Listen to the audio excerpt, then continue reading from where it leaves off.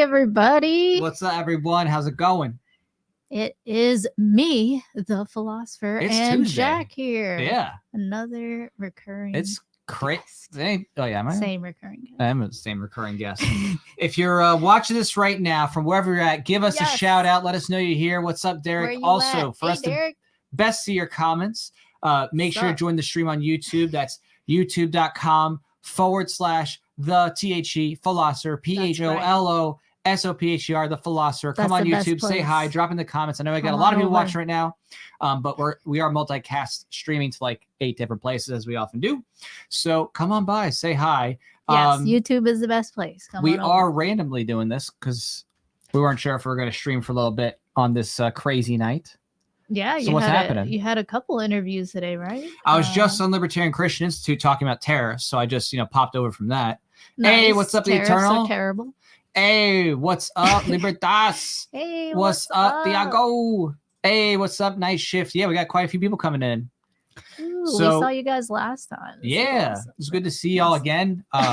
Yeah, we're just chilling. Like obviously, we have the votes up on the Google and just seeing things come in, seeing that Florida where we are is totally Republican red. I mean, it's not Oh, like yeah. everyone voted right Let me in the see here. state, but yeah. Well, basically, those that are registered. let me see. We're gonna share screen because it's so crazy because as you know, we're voluntarists, we're ANCAPs. So because of that, obviously for us, we know the state always wins whenever we go through these painful federal elections. So we're a little bit more sober-minded about that. But it is always interesting to see what happens with everybody because so many people, they make so many predictions. They do so much in their lives based on whether some stranger, thousands of miles away from them in DC, decides to say or do things. And so they make their lives revolve around those thieves and those morons. So, those of us who are here who are a little more savvy are, always, tech savvy is one part of it. If you're a little more savvy, you think outside the state and you do things to make the state be as little bit of a problem for you as possible. You make your life a little bit better that way, if you know what I mean. Try to provide value in the market voluntarily. Yeah. You try to have peaceful relationships, no coercion and violence. Exactly. No spanking your kids. No spanking. Yeah, there's lots of ways to make life better regardless of whatever happens tonight, which obviously, considering everything that's been going on and what we've seen, it's just absolutely crazy right now because, you have so many different people who are desperately fighting for this seat and for this attention. And it's not just the politicians. It's also the people who are going to have their next 4 years revolve around this, from lobbyists to political action committees to different groups that they're looking to get their wheels greased based on who wins. So it's a crazy circus. And right, it's not just Trump, right? Although obviously that's the focus, Trump or Harris. No one's saying Trump, Harris, or Chase in the mainstream news. Right. Yeah, right now None you of can the corporate press is saying Chase has 91,000 votes. Jill has 100,000. Hey. Robert has 30, which is interesting because he's That'd be basically cool if he beats full-throating at least Jill Trump. Stein, because like the Green Right. Party, Green Party's been aren't a they main like competitor. eco-fascists? They are a bunch of eco-fascists.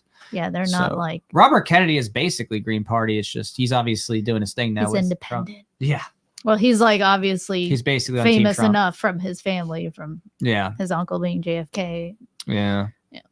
So it's always interesting to see because there's so many different also performative contradictions that people engage in whenever they talk about this stuff, right? They'll say, and I'll be Somersaults. careful with my language for YouTube's purposes. I don't self-censor. I modified it to skirt. But if there's certain machines and those machines don't perform as expected, right? I just imagined you in a car going skirt. skirt. There's lots of people who say, okay, these machines aren't going as expected. And it's true. There's already been some crazy stuff with people showing their machines not going as expected or different threats, and suddenly they have to clear out the polling stations, right? So it's already getting to be crazy. And I don't know if it's true. Someone confirmed for me, because I haven't had the time to go and fact check this myself, but I saw something about like they're testing some hypersonic nuclear missiles supposedly overnight. What? Yeah. Supposedly, like again, the Biden I don't know. Administration. I'm guessing supposedly. Again, don't just take my word for it. I'm asking you, the audience, because it was 1 second before I got on the show. I just saw something like, what is that? I'm like, I wanted to go look and see, is this legit or is this just nonsense? Because as always, you can't trust anything you read or anything you read on the internet. So you can't trust anything you see, hear, touch, taste, or smell. You can't trust it. You got to validate multiple times. You definitely have to validate it. So what are we, nerds? Oh yeah, what is people crying at election? Yeah, there's going to be definitely lots of tears, no matter what way you cut it, because already on both sides. Wait, which meme do you want to see? Not just crying, but it's like, yeah, right, yeah, like primal scream in the air. I mean, that's how I scream every day. You scream like that when I think about how much we're taxed and inflated, and how much is stolen from us through taxation and inflation. And inflation. It does make me do that. Like the meme, like I know you're saying like, oh, you want to watch people crying and stuff, but like I legit not like cry, but I'm just like outraged, just like yeah. But anyway, that's why we do what we do. We channel the energy. We channel that into energy, productive means. Into much more productive means. Because again, you know what I mean? It's easy to get lost. If your whole life revolves around that, then you're never going to get anywhere or do anything. You have to be living more than just what happens every 4 years. You got to be thinking outside the state. You got to be protecting yourself economically and physically, in terms of getting strapped. Definitely. And also what we're trying to do is help people realize the nature of the state. Right. Because a lot of people do just go, okay, who's going to win this time? And if it's their person, they just kind of, plug out and they focus on their lives, which I totally understand. Like we all, to our knowledge, have limited lives. So you feel that pressure and that stress, especially if you're parents, to spend your time doing what you really love with your scarce amount of time on in your life, however long you have left. So I totally get that. But what we really want to do is help people understand that the fact that every 4 years you may feel like super stressed about who's going to win really speaks to the nature of the state itself and the government. And we're talking about the United States here. We have a federal government, and then you have many more state governments, 50 state governments. But then within that, you also have local, county, like governments and councils and stuff like that. So you have many levels of government, and our focus, I think, as Americans in our lifetime, trying to do this for all 50 states is really hard. But when it comes to the federal government, if we could at least have this understanding that, this is tyranny, this taxation system from the federal government, from DC, is theft. And if we can have understanding of the Federal Reserve and that system and how inflation is even more of an insidious killer than taxation, because it's so much harder to see and measure, and it's so much easier to cover up than just how many people are taxed. Mm-hmm. So, we really got to keep helping people realize the nature of taxation, inflation, that it is theft, that it's not necessary, that there isn't this mystery business cycle where things just fail in a free market. No, that's fake. That's false. And actually what causes things to fail is the state and regulations and government interventions and government stifling innovation with regulations, taxation, and inflation, and just control and coercion. So that's what we really have to help people see, that the reason why they're like, oh my God, who's going to win this time? Is because we live under a system where your individual rights, Jack's, our individual rights as Americans, they can be voted upon to be violated. And already you have so many laws, victimless crime laws in the federal level, state level, local level. And, there's a lot already going on that needs to be dismantled. And if you want to read more, I mean, you're not reading, you're listening. But if you would like to read in depth what Jack in Mind's solution, I'm just glad I didn't get a paper cut. I hate paper cuts are dangerous. Yeah. Almost as dangerous as the government. It's like, just shoot me. I don't want a paper cut. Like if I had to choose. It's weird. All right. A vision for a libertarian future. What does it say in the back? Let me tell you. It says libertarian. Yeah, this is it. Libertarian theory has never been as culturally engaged with as it is today, even with many starting to hear about and receive the basic principles. A consistent, cogent framework of political advocacy is sorely missing.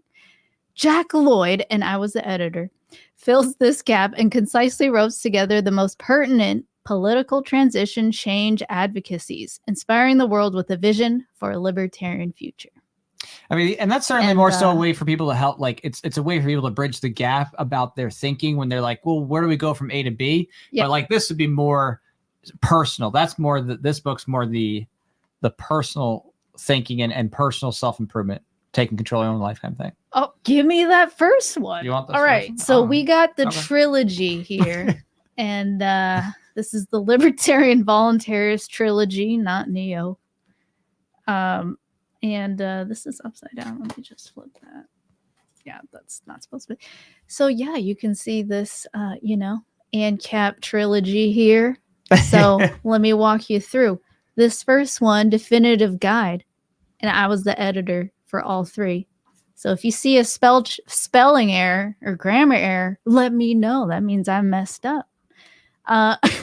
But like this first one, Definitive Guide to Libertarian Voluntarism, this is like, okay, what are the principles? What are individual body and property rights? What does that mean? What is consent?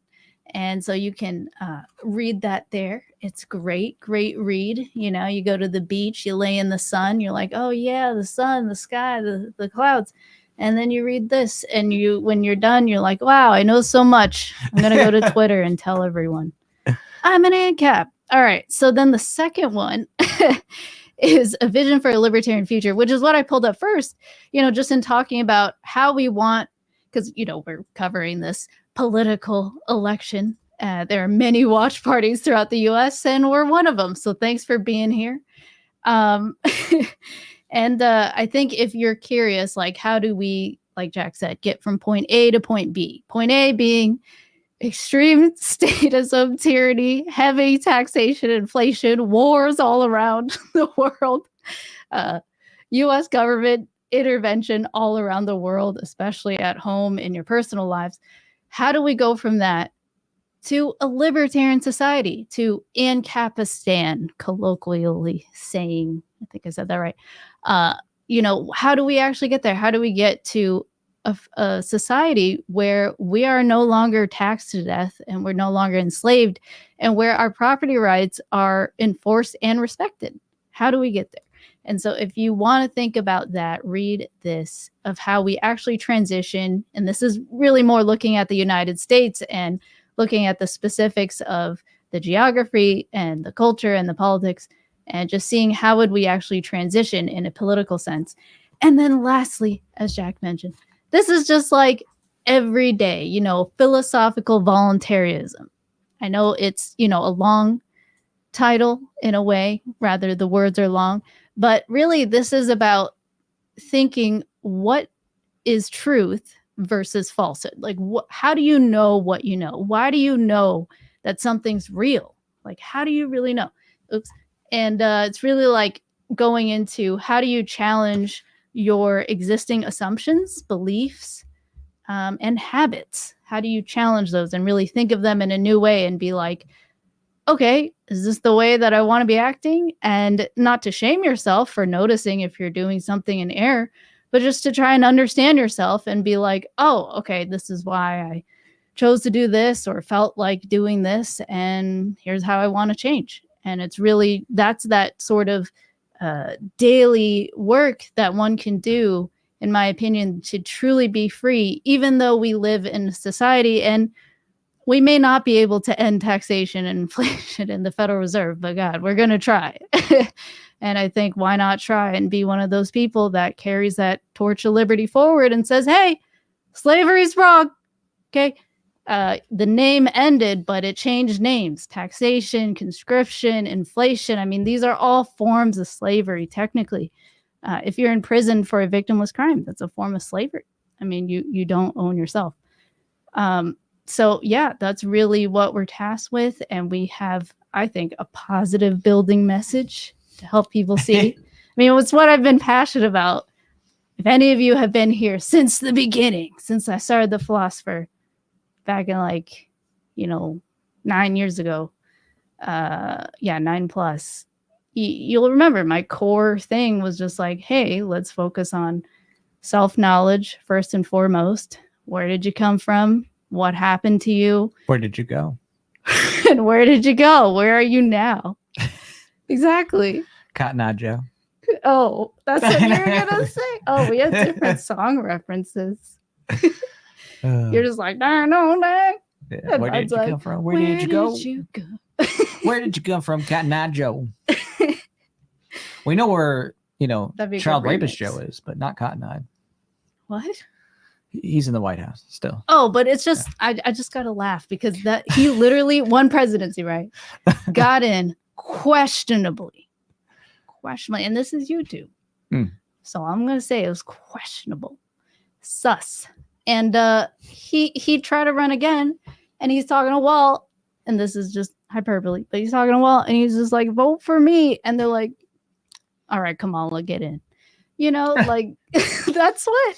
I'm kind of surprised that they didn't have Kamala actually become president.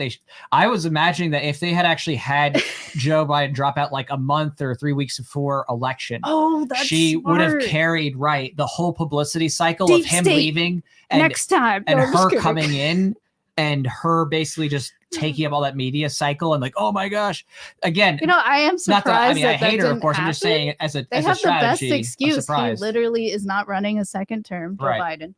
So they have that excuse of like, oh, he's too old. He has to step down. Blah. Right. They could. I just said like it's basically that he's such a good geriatric meat puppet that they're like, oh, okay, you know what? We're not even gonna risk it. We're this one was crazy. We're just gonna let him say. I feel like our federal agents are watching. They're like, shit, next time, like you're right.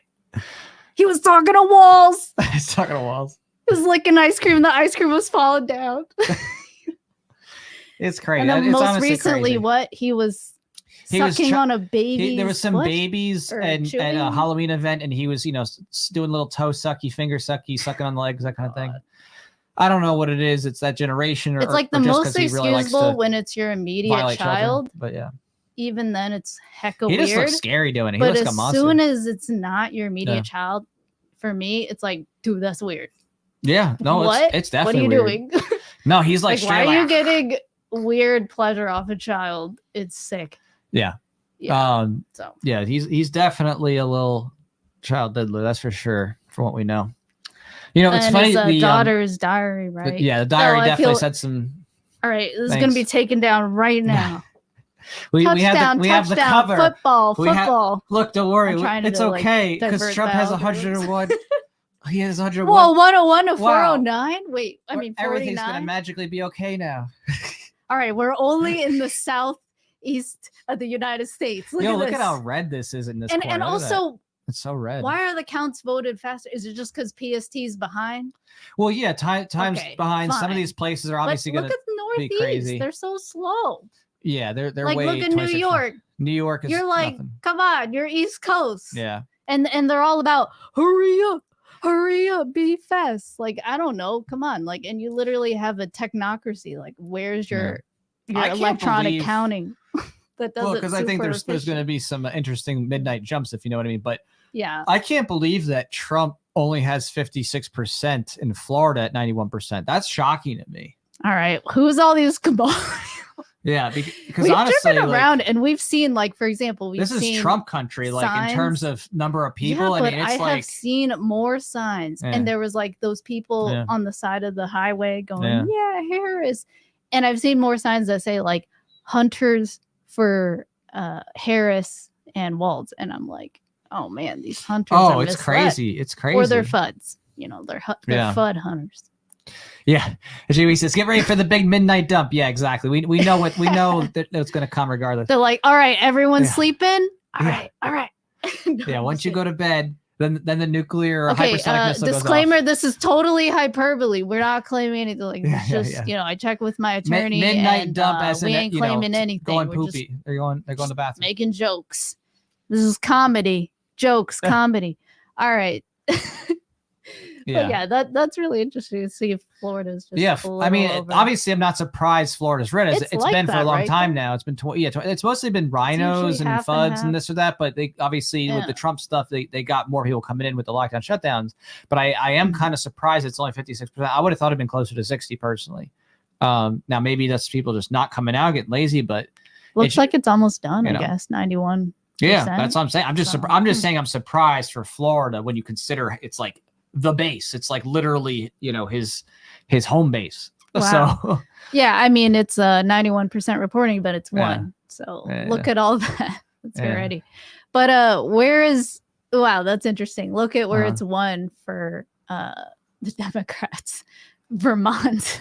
I mean, that's not surprising. Vermont's not surprising. This is like, is this like a heat map right now of like the worst lockdown states? I know the West Coast is totally missing. California, Washington would totally be. I mean, these are also barely reporting this 1%, 2%. It's nothing, states. you know. Yeah. Oh, Rhode Island. Oh, wow, 52%. So hard for such a little piece of crap place.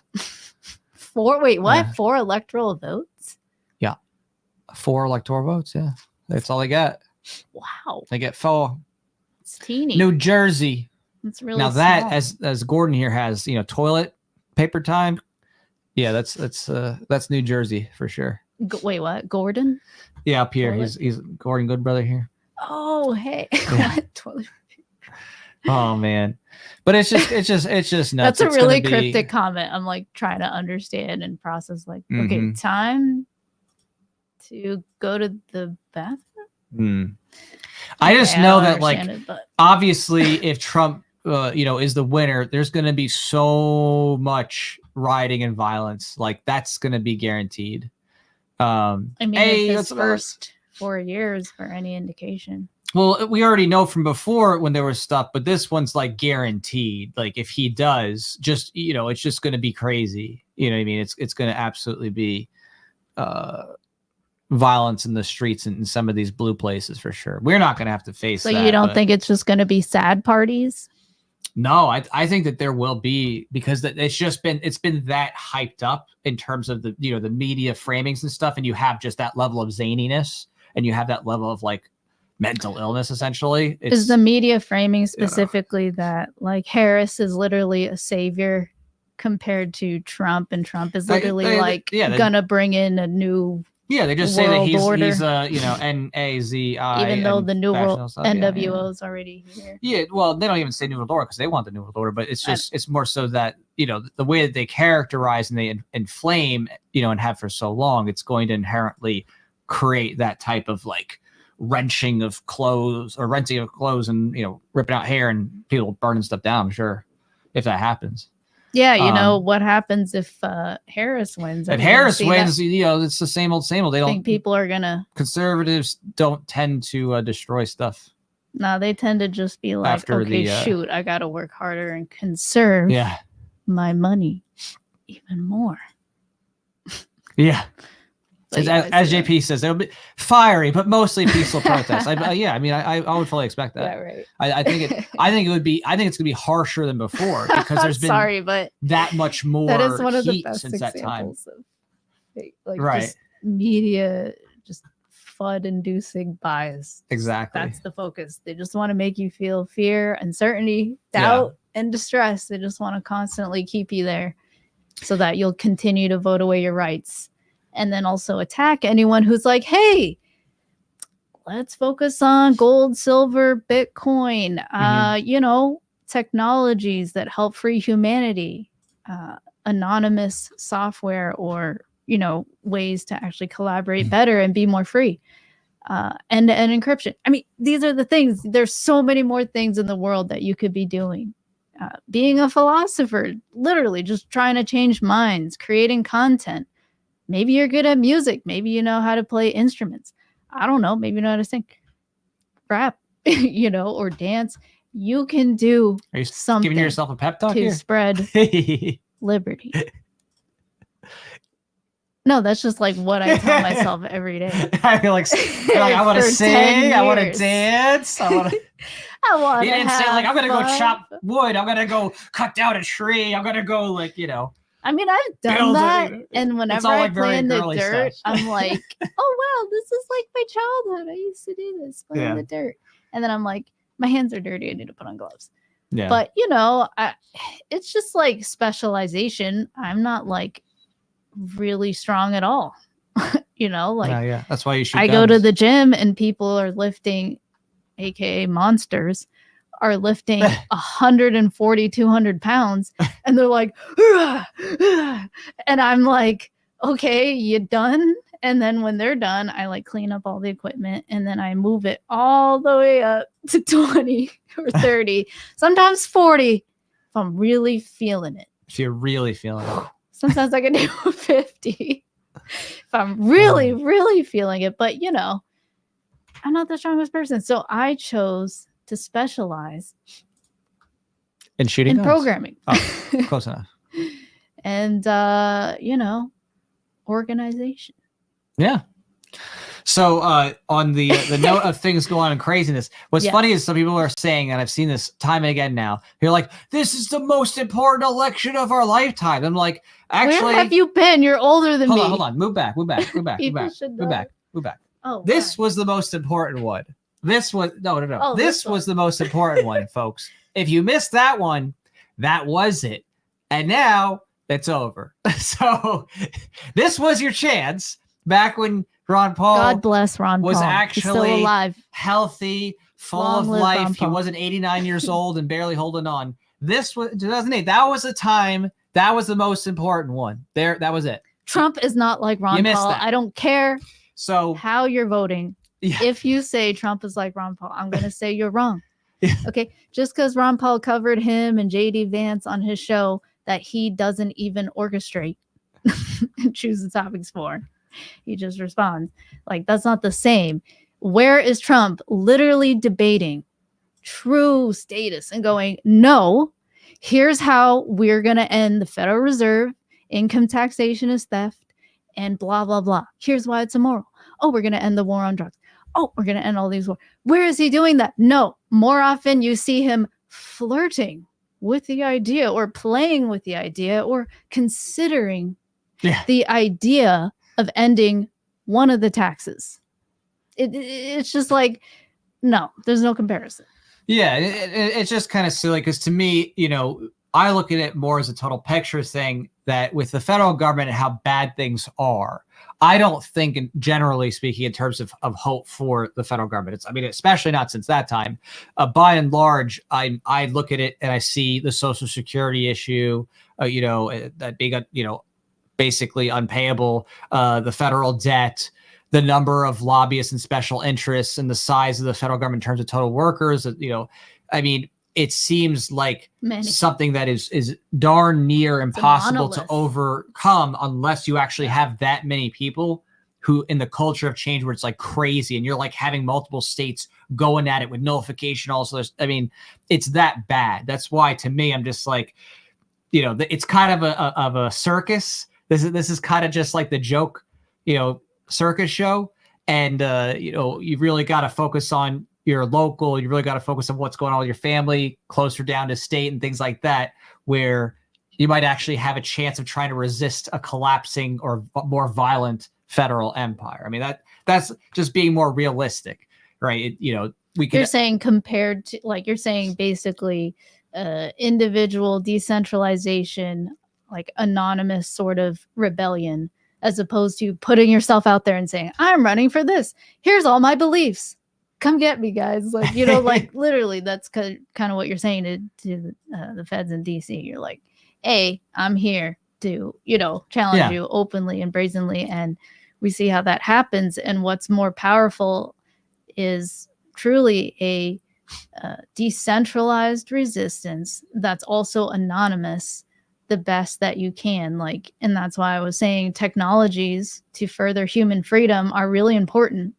And so if you're like, oh, do I run for office? I don't know. Maybe you like coding. You could be a freedom coder and try to really change the world on that way, or an engineer or some other person who's like building infrastructure and trying to challenge things that way. But yeah, is that what you're saying? Basically political versus like private and focusing on. Well, I want to say two things. So hold on. First thing, just to respond to what you're saying, I'm saying more so that when it comes to the federal government, the amount of entrenched interest, the size of it is so ridiculously huge and unsustainable. The amount of effort it would take, it's so much more than just one position or couple positions. I mean, it is a whole revolution level. So realistically, I'm saying you're going to need that type of cultural swell, and you're probably going to see those effects percolate more so in your local community or even at a state level against federal level resistance. I think that is more likely than, oh yes, we got enough people in office somehow magically kind of thing. It's just, I just think it's not very realistic in terms of time and progression. Right. But I want to address something really quick. Totally agree. High Society Drum Labs here. Thank you so much for your super chat. That was very generous of you. So let's see what he's got going on here. He says, freedom units for you from America's most rigid and powerful robot, Liberty Prime. Liberty Prime. Wait. Is that the Liberty Prime? Is this the Liberty Prime, or is it another Liberty Prime? I know, I'm confused because we know someone else who actually goes by Liberty Prime, but it's a white guy, and that does not look like a white guy. So I'm like, that wait, doesn't look like the Liberty Prime we know. Prime. Are you being like Sal the Agorist right now? It's reverse, yeah. Wait, so he says, who is he? Mac Dre? Is that who he is? He uses Mac Dre as a profile picture. Right. I don't know. We'll find out in a second, what it is. So he says, God bless Emperor Trump in America. Ron Paul is better. Yes, Ron Paul is 100% better. Bernie Ron Paul, tables, and ladders, Fed, chairs, and the Fed, and the Fed, and the Fed. That's what we do. When you see Ron Paul speak, what do you do, fellow ANCAPs, libertarians, voluntaries, individualists, conservatives, whatever, RLC people? You go, and the Fed, and the Fed. And you say, long live Ron Paul, because God bless him, he's still alive. I mean, yeah, I think that I personally, so, I'm critical of one aspect to, what's going on with political pandering. My issue is I think that when you're pandering and it's like 2 weeks out, a week out from election, and that's the first time you're talking about an issue, that's a bit disingenuous. You're clearly just saying whatever you can to win. But especially if it's not on your website. Right. And you don't at least edit your website. I do appreciate that there are people who are joining in the fray and sharing that message. I do appreciate there are people who are like, oh yes, and attracting attention. I just don't think that is sustainable, and it will be co-opted by the political side of things, right? There's a big difference between someone who's doing something as a media figure, or someone who's doing something as a reporter, or someone who's doing something as a creator, and oh, hey, there's an election and I'm trying to just get everybody to support me, and then they're going to do something else with that. Right. So that's a big difference. So we do love that more people are actually opening up to the ideas of ending the Fed and ending the income tax. We love it. It's beautiful. I started this over 9 years ago, and it's so much more now. Yeah. It's just a matter of getting people to be consistent in that, because it is way easy. And we've seen that, this day, we've seen it in the past, and we're going to see in the future, where people get excited about the idea, but then they lose traction of that consistency because they don't get grounded in the economics. They don't get grounded in the ethics and the principles. And then they get carried away by any political sway. And First and foremost, philosophy. So, yes, you need philosophy. So, sorry, go on. So thank you so much, High Side Drum Labs. Yeah, thank you. And he said, also Koreans' wings are superior. I'm taking he means the Korean barbecue wings and not just, their elbows here. No. Wait, what are you comparing? Compared to what? Every assertion is, compared to what statement? So tell me. I mean, they're very Americana though. Like Korean barbecue wings are more. I know. I saw. We're gonna give it. Just say it. They're more. I don't want to lose your thought. You're a squirrel. You're like a squirrel. You're like Korean wings. We're gonna have to inject Dude, it's a watch party. What do you want? With some. So soupy. We're going to give you some male vitality. No! And that way you'll be extra focused. Ma'am. Ma'am vitality. It's ma'am. So, it's ma'am. Man, that's a sharp nail. Have you been sharpening your nail? Well, say it. It's ma'am. I'm going to kick this book stand over. Yeah, good luck. Ow, my toes! I don't know. I can't even right now. I don't even know what's going on. It's called a watch party. It's called everyone in the freaking US is going to be. Oh my gosh. That's literally. Do you not feel that on 4th of July? I don't feel like it's 4th of July. I feel it's more like Halloween, but instead of candy, you get razor blades. What's the difference between today and 4th of July? It's another political ritual, so to speak, and you're still not getting more free. It's not like there's actually a revolution on 4th of July. Okay, so it's kind of like today. People are like partying, and they're like America. The America. So anyway, it's Tuesday. I think it's cool. Alex is here. Yeah, so Alex is my boy. He's super cool. If you see there, I actually took that picture. He's one of my groomsmen, and he has a really incredible band called Free Knots. So you should definitely check out Free Knots. He'll mention that in the chat. They do some good raps, and they've been quite a few things, out there. So they got some cool videos. We saw him in Silver Stacks, and they performed in DC. Yeah, that was super cool. In DC for the LNC for an underground party. Did you guys vote or not? I haven't voted in like over a decade, man. So I wrote in Ron Paul again. Yeah, she wrote Ron Paul again. Oh man, watch it. Yeah. So it says, I hope Trump unveils multiple kaiju and international tensions. See, now that would be a much more realistic way to destroy the global economy than tariffs, right? Because, tariffs is just, confusing people, and they think that they're getting richer, even though they're actually spending more. At least when you send out multiple kaiju, you know that your whole city is getting destroyed. It's very clear. No, that's terrible. You know how kaijus were brought about, specifically Gojira? Well, the OG story is nukes. So no, we don't want to drop nukes, guys. No. We ain't dropping nukes. We're just dropping truth. So as you can see here, the truth is that no matter what happens, it's very important that you take your kids out of state schools. That's what I told people today. I said, I don't care who wins. If you're not getting your kids out of state schools, then then you're literally setting your kids up to be brainwashed by a bunch of socialists.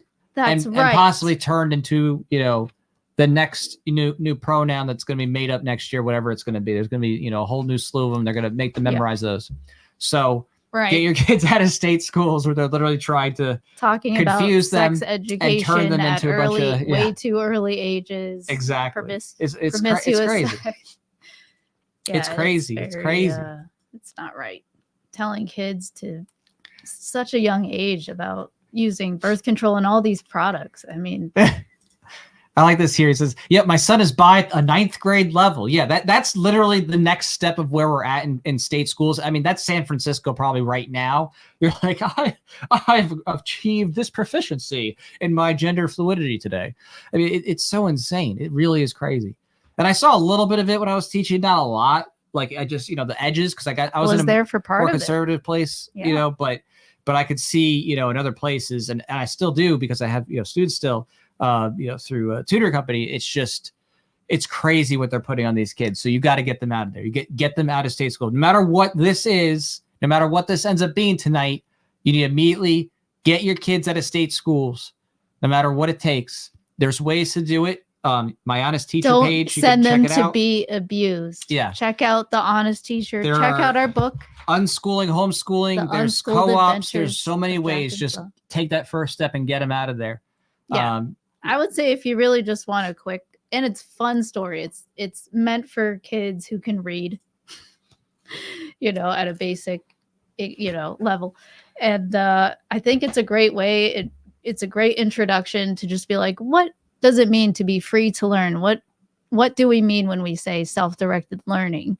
And, part of it is basically having a space for children where their individual consent and property rights are respected as well and maximized within the limits of, their parents are watching over them. They're their parents. And so they're choosing to send them to, for example, if they sent them to a self-directed learning center or another sort of, maybe it's like a homeschooling cooperative where they practice self-directed learning and have that as the way that kids are allowed to learn. And it's basically just giving a place for children to be free to then just self-direct their own learning, and ideally with, lots of toys and resources, books, computers with, rules on usage and, limits and all that on the internet, especially. It can be done now more than ever. We live in the most connected we've ever been globally in the world. It's a beautiful thing, if you really think about it. Like, it's really beautiful, and don't let these fears of a one world, NWO freak you out, because part of what we can do is, if you make the culture that we really care about each other as individual human beings, and that we enforce and value individual body and property rights, we can really have like the most beautiful world we have ever seen, at least for recorded human history. And if you look back at human history, it is one of disease, strife, talk about FUD, fear, uncertainty, doubt, distress, all the time, wars, famine, filth. It really is something to be thankful for, especially if you have clean water, ability to regulate the temperature, in your own home, shelter from the elements, whether it's a hurricane or tornadoes or rain or snow. It's really something to be thankful for, and also to fight for. And how you fight for it is you fight for what enabled it, which is the respect of individual body and property rights. It's no coincidence that the most prosperous societies have the most property rights respected, if you compare around the world. And you have to compare in certain areas, like certain markets in China, for example, under the CCP, are technically more free market and less regulated.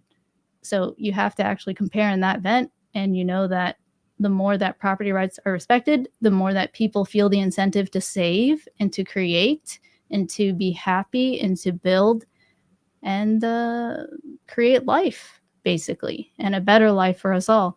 So it's really something to value and to champion, and to help people with compassion, but also boundaries, especially because some people are just too toxic, and you gotta set boundaries, and some people have gone too far, to the extreme of violence, murder, etc. You have to set boundaries, and then sometimes really defend your life and your property and the lives of those that you love. And so really that's all we're saying, property rights. That's all we're saying. Life's beautiful. And on top of that, we got, lots of good things still to do, right? So a big part of, what frustrates me when it comes to, looking at this a map and elections and all the stuff that goes on, is that there's so much of our lives that is wasted on people fighting over who should rule them, who should steal from them, who gets to send their kids to war, who gets to indoctrinate them, who gets to steal from their future earnings, who gets to put them into a prison just because they have a plant. It's just so annoying and so frustrating that so much of our lives and our resources and our time is sucked up on this stupid, political pony show. It's frustrating, right? It really is. So many resources are lost to this nonsense. And so, it's just a reminder that no matter what is going on, remember that you don't have to get lost in that nuisance and despair. You can keep on focusing on those who are doing good things, steward toward those who love liberty, enjoy life, build, and especially think of how you build outside the state. Savings in an inflationary dollar, not the best idea, right? Market money, Austrian economics, gold, and things like that might be a little bit better to resist the inflation. You want to definitely connect with anyone you can. If you know any local farmers or anything like that, you have a connection for healthy food. You want to make sure that you do whatever you can to kind of see how you can take care of yourself in an emergency. A little bit of prepping goes a long way. It doesn't mean you have to be ready for like 3 years, which, of course, that's a nice thing to have, but not everybody can get there from day one. But, even just little things. You have life straws, you have a little bit of emergency supplies. Any amount makes a difference. Exactly. You take any amount that's that many more days that you can survive. Exactly. You take care of your needs. SHTF scenario. Exactly. Yes. Right. You take care of your needs, prepare, get what you can out of state control, hope for the best, but always prepare for the worst. And that's how you make it out through these tough situations. But on that note of, enjoy yourself in the interim, Gordon here did say something. Ron Paul always says that, you know that? He does. At the end of his speech. He does. He's like, make sure when you run. Sorry, he doesn't talk like that at all. But he's like, make sure when you run that, you're having fun. Because what's the point of living if you're not having fun, but also be principled? Like, he's like, right. He's like, don't focus on power, focus on principles. And if you get power, that's great. But really, it's about changing minds, which is a form of power. It's just not like what you're thinking about. Like, I got this office that, in the system that I was coerced to be a part of, and forced to be a part of. And I think, like you were saying, what is frustrating at the core of it is not that how people choose to spend their money in this, whatever, choosing whoever's popular, focused on people, and saying, I want to focus on this. Like, specifically, we are all forced to fund through taxation and inflation these specific rituals and elections and all this debating about never actually having liberty, never actually having property rights, but actually to fear you, because this is all part of the same system, corporate press, which is many ties to the state, is all focused on making you scared to give up more of your property rights and to keep being distracted so that you don't go, oh my God, why am I paying over 50% in taxes effectively through income, sales, property, whatever, licensing that you have to do, renewal, all those things add up. And then the most hidden, insidious one is inflation. Inflation is a tax. Technically, you are forced to use this currency. You're forced to use US dollars, and because you have to pay your taxes in it. Right. And, they control the money supply and they print it at will. And who gets the initial perceived value of those dollars when the market is as it is, right? When they printed the money, it's those in government and those who have businesses that get money from the state. So, we have to expose that. And really, that's the core, is taxation and inflation. I don't know if there's anything else, but it's kind of like that's what funds this monstrosity.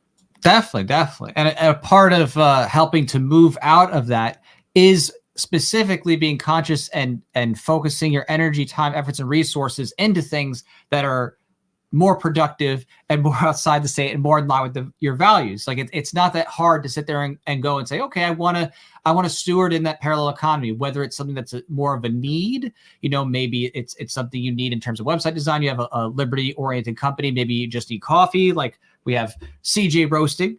They make some great roasts, and they're a great sponsor of our show, and they make some good coffee, right? It smells so good, their coffee. Exactly. Like, you have people who are out there in the market and they love liberty, and it's wonderful to be able to support those people, because now you're actually helping to further that and further them and further the message.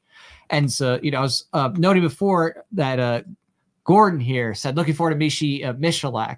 And I thought that was pretty cool, because that is one of the new things that we do LFG coming Gordon, out. Good brother. So as you can see here, this is a little teaser of VolunCap One Shot. So this is a website that's going to be the landing page is a teaser page that you can check out now if you'd like, voluncap.com. And if you go there, you'll be able to sign up to be notified when that gets launched. But it's just one more little thing that we do as a part of being in the culture. I'm so excited. Helping to encourage people to think about, training. So it's like a series that is both entertainment, but it's also some nods about, how you train. Drawing from our real lived experience. Exactly. Right before SHTF, and there are all these riots, and then ammo prices shot up and people are freaking out, needing to get armed for the first time. And so it's nice to be able to try and inspire the next generations. And so, in addition to that, we also have our current Voluntarius Suit Saga campaign, which has been doing amazingly. We're at 70% right now. And it's been amazing to see so many people come in. In fact, right now, one of our artists who's been with us for a long time, in fact, he's Rippaverse's lead graphic designer, Igor Teixeira. He's here right now. He says, hoping for a good farewell for you guys and all goes well. Hey. So thank you so much, Igor, for your help. He actually is the one who did our holofoil variant cover on this campaign. So you can kind of see, if I got to go far down, but you can see here's the one filled in with color. Obviously, it's going to be holofoil, but Igor is an amazingly talented artist, and he's a part of that parallel economy. He's there with Rippaverse, and Rippaverse is Eric July's project, and they're providing people with an amazing entertainment set of different characters that has been very successful and has been what people have wanted to see, outside of the nonsense from, Disney and DC and Marvel. I mean, it's seriously, it's like every new character is, hey, here's Batman with his new pronouns, or here's Superman as a climate activist. It's so ridiculous. So it's nice to see just some great storytelling out there, whether Igor's doing that work with Rippaverse or here with Voluntarius.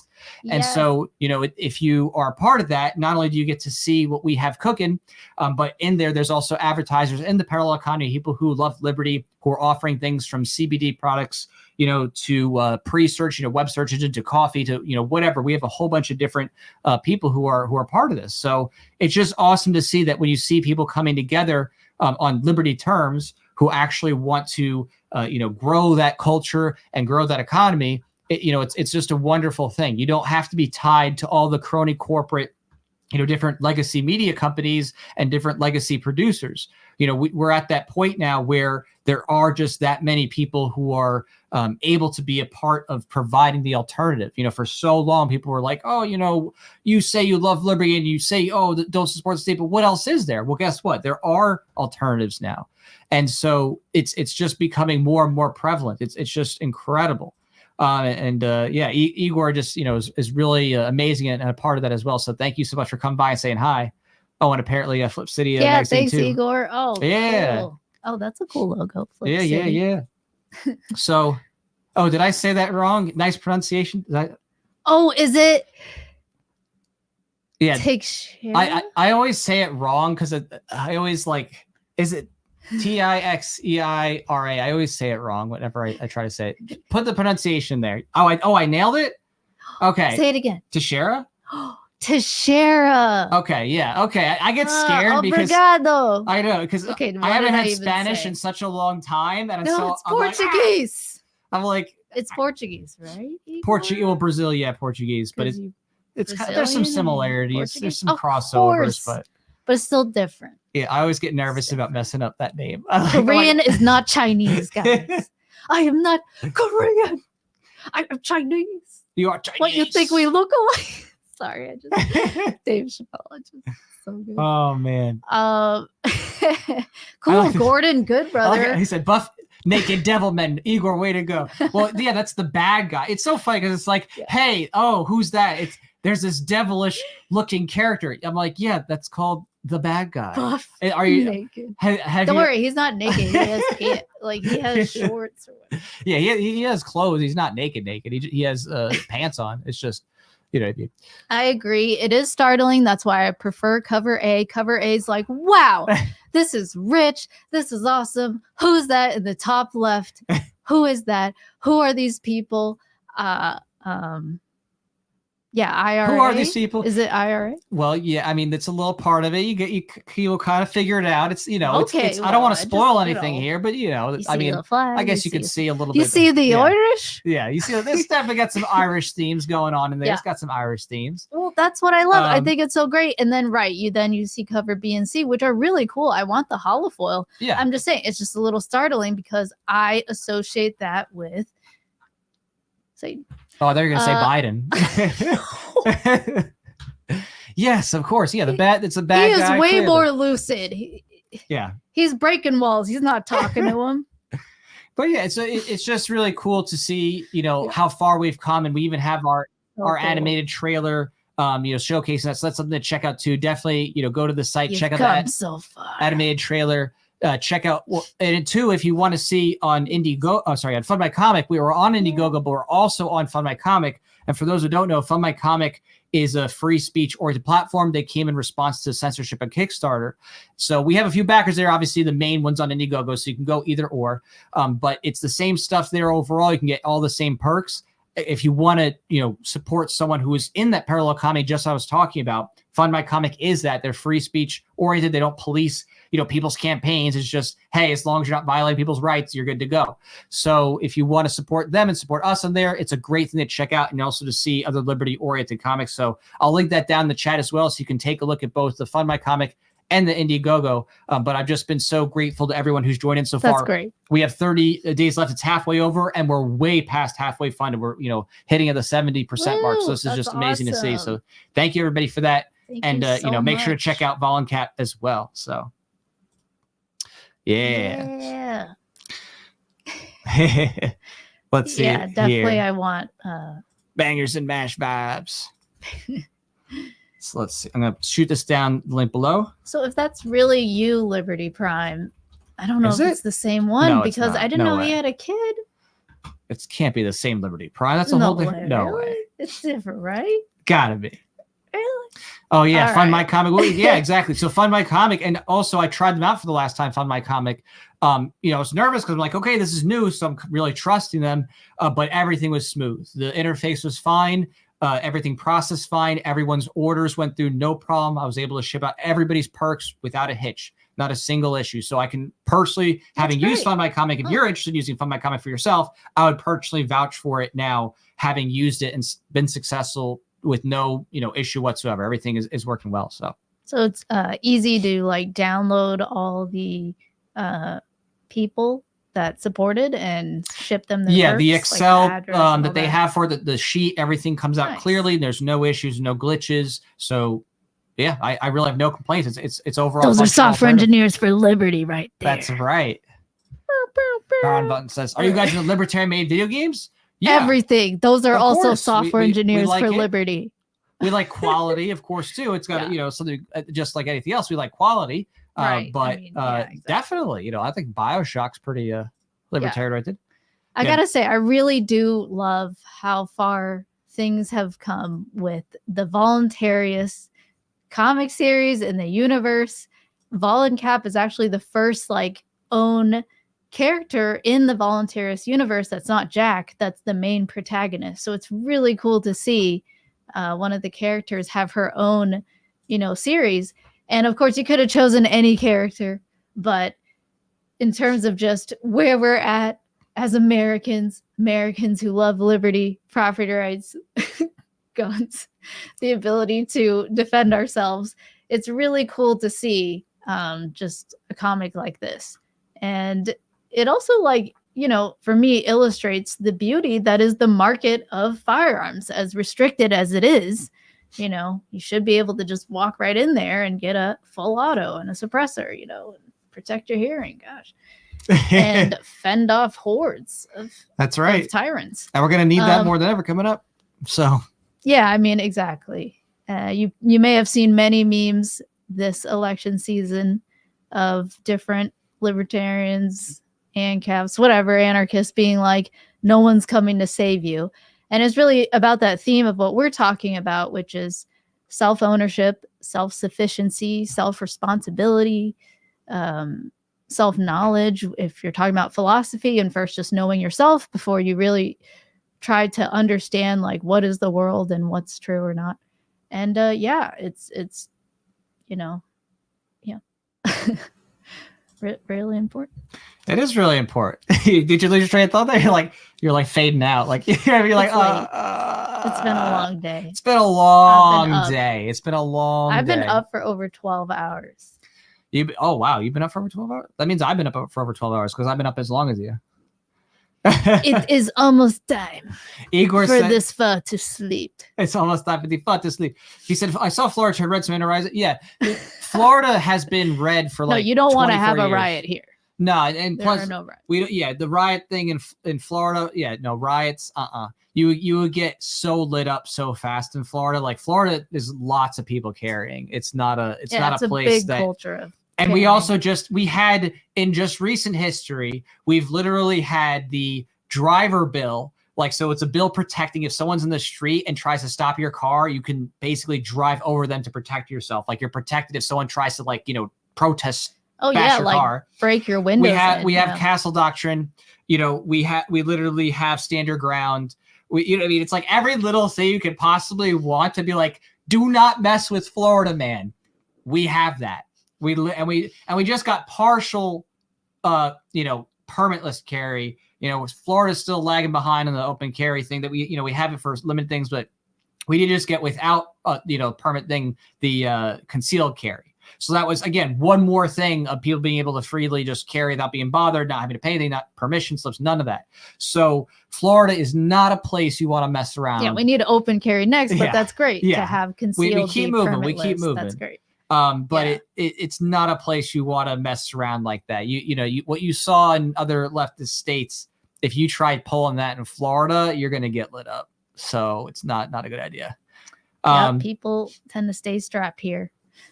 So Igor also asked, because I love this, because Igor's, obviously he's not in America. So these are questions, especially because we did actually have someone before saying they were watching from international. If you're watching this from outside the US, let us know. I'd love to hear if people are watching this from other countries. But I said, are you expecting backlash from the left if Trump gets elected, like riot stuff? Yes, we were actually talking about this before. Absolutely. Most certainly. We do expect that if Trump does win in whichever way, there's probably going to be some types of riots, things, getting lit on fire in some places. Just knowing the culture and knowing kind of how the media has pushed people up on this, most definitely. Just probably not around us. I agree, yeah. And I don't know if I could call them all, quote, leftists. I think many people are just like your average sheep who's been in the public schooling system, and then they look at, the corporate news all the time, and they're just propagandized to be extremely afraid of, I think, what it would be in this case is Trump. And to think that Harris is the savior, and that if she doesn't get in, you're going to have this, oh my gosh, like nobody's going to be able to be free. Women's rights are going to, like all this fear mongering is definitely there. And on the side, at least, of like, you look at mainstream comedy shows, late night shows, whatever, SNL. Oh my gosh, we saw that SNL skit, which is, it was so like, bad. It's Trump so and Kamala, and all they did was make fun of her laugh, because all the memes, you can't escape it. If you don't talk about her laugh, you're just pretending to be blind, at that point. So they made fun of her laugh, but otherwise she's there. She gets to be there at the actual skit. They didn't have Trump on, and she's there, and she gets like this great promo piece of like, oh, she's basically, your buddy. She's going to be the first woman, and she's your friend, and she's awesome. Let's do this. Like, female energy. Like, literally, that is like, I saw it, and I totally get that that's what the culture would be. And then how did they paint Trump? Right? He's this womanizer. He grabs girls, and they even made that joke by the vote or whatever they made, whatever joke it was in SNL.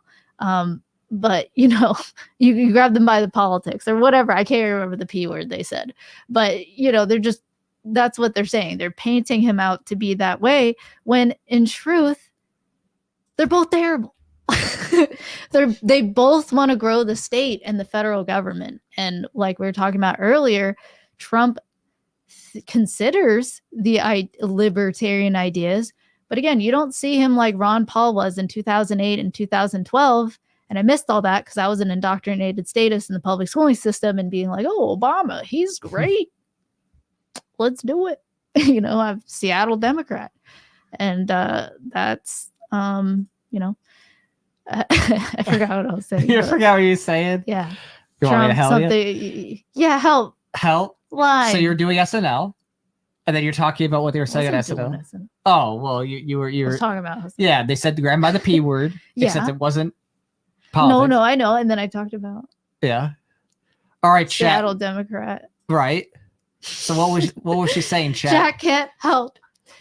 I don't All know. right, pop quiz, everybody. I don't know what direction you're taking that in. But okay, Pop my whole quiz point chat, what of was she saying? SNL What do was you just think? like the current. I remember the current corporate press and the mainstream media and the current dominant culture of celebrities in Hollywood, namely California, are all like Kamala Harris. She's the one. She's a savior, and Trump is just this demon. When in reality, they're really both terrible and want to grow the federal government.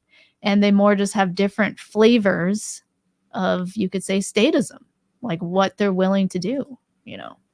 Trump is willing, showed he was willing to keep Fauci up on stage and promote him and give him credibility through all that time, when you would think someone in his position as an executive would be like, hey, I order you to stop violating the rights of Americans and locking them down and mandating that they get vaccinated and show their papers more. I mean, there's so much more that could have been done, and it really shows you what side he was on and who he really is. He is an authoritarian populist, and you have Kamala Harris, who's an authoritarian socialist.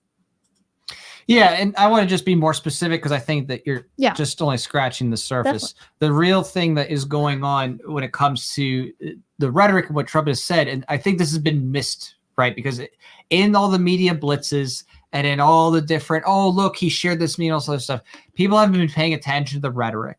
They haven't been paying attention to how they're framing it. And when you look at it and you actually take the package together and you look at everything that's being said, a lot of it is about, we want to make the government efficient. And you're like, okay, efficient, but efficient to do what? And then you start looking at it and they say, okay, you just want to have the government spend money on your right things, whatever, those programs are going to be. And when you listen to Trump, he's like, we're not touching Social Security. I'm going to make the strongest American military we've ever had. You know what I mean? He's not meaningfully saying, yeah, we're going to abolish all these different agencies. He literally wants a powerful state to control. And so. May I just add? Yeah.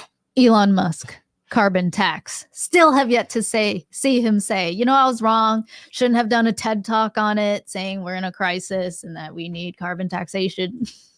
Well, I mean, with and Elon, he's like, no, make me the head of this new agency called the Department of Efficiency, not AFWERA. Okay.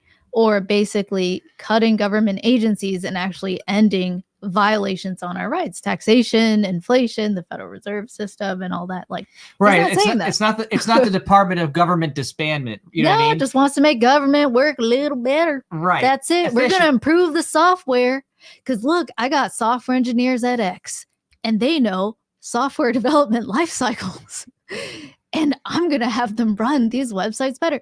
No, we don't need theft systems run better. We need theft systems abolished and ended. Gosh, I wish we could just write in Javier Milei and he's like, oh, what? I'm the winner. Uh-huh. And he's like, afuera. Like he comes in like, okay, let me study everything. Yeah. Oh my God, this is way harder than Argentina to deal with. It's just funny because they associate Trump with things that he's not doing and saying, with people who are fans of him. And they're saying some of these things, and maybe they met Trump a few times, but it's not Trump who's doing it. And I said this on the LCI show I was just on before this. Nice. I said, you have to do the economics of the unmeme, right? And in economics, we know the economics of the unseen. You can't just look at what's in front of you. You have to think about the consequences that are unseen. So I say, as a meme specialist, look at the unmeme. What memes are you not looking at because you're so focused at the liberty angle and that pandering? And you have to keep scrolling. It's like, oh, look, he said that. Now keep scrolling. Look at who else he's promoting. Look at their agendas that he's promoting, right? You can't just stop and say, oh, he pandered to me. That's it. That's the end. There's all these other different interests and all these other different groups that are also coming to do handshake deals and hope to get their bone. So when you do that, you start to see a bigger picture. And what you see is that, Trump is essentially this authoritarian nationalist. He doesn't want the more global governance that Kamala and, that kind of grouping would be a part of, that kind of global government thing. He's more the American nationalist, but he still wants that strong American empire government. So you can sit there and say, okay, well, that's maybe better than the empire in terms of trying to give more power out to global government, sure, of course. It doesn't make the problems less, right? It's not making, oh, well, the government's less bad. It's still becoming even stronger and becoming a stronger, more enriched apparatus with which to enslave you, right? So, Elon Musk here, I look at his rhetoric too. I'm like, okay, it's nice that he's saying all these things with Ron Paul. He's like, oh yeah, we got to cut the government maybe 80%, $2 trillion. I'm like, that's real nice. But then you also look at, we're so close to the election, right? Exactly. I'm like, where were you 2 years ago? 1 year ago? I mean, heck, you have to look at the rest of his other stuff, right? He's 2 months ago. Look at SpaceX contracts, right? And you look at what he does. It's funny there. Is Elon Musk saying we need to defund NASA? Is he saying, oh, we should abolish NASA? No. Why? Because in truth, the reality is he would like the efficiency to be allocated to things like Mars projects and government contracts. Right. So once you get past that and you start to see, okay, this is really what's happening, it's more like hey, we don't like spending money on these things. And in some cases, it might be better if there was less warfare support, great, but it's just shifting it to different avenues. The same thing with the Maha stuff. Like, go look at RFK's own platform before and go look at his Maha stuff.